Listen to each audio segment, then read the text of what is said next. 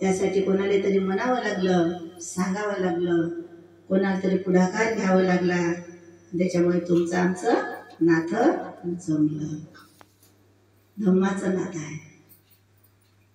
या धम्माच्या नात्यामध्ये एक माझी आईच्या गावाकडची एक उपासिका आहे, तिचं नाव प्रतिभा आहे.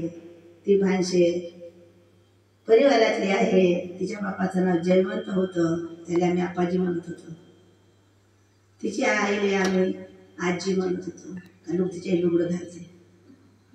पाहिले सुंदर आहे, दोन्ही सुंदर होते.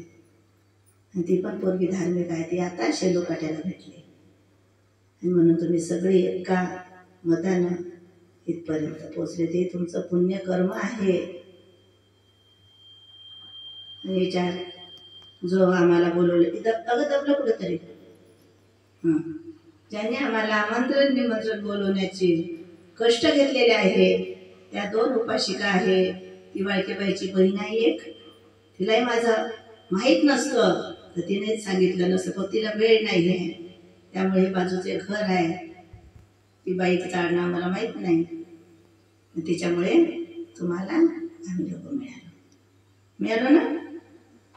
सत्य आहे ते सत्य आहे. मसुरबाई आल्या. मसुरबाई इकडून या, पुढची आहे. इकडून इकडून या, दोघ्या तिघे इकडून. शील देतो मग भोजन दान घेतो. तुमचं भोजन व्रत होणार नाही. व्रत म्हणजे ढगात नाही बरं, वरच्या मजल्यावर.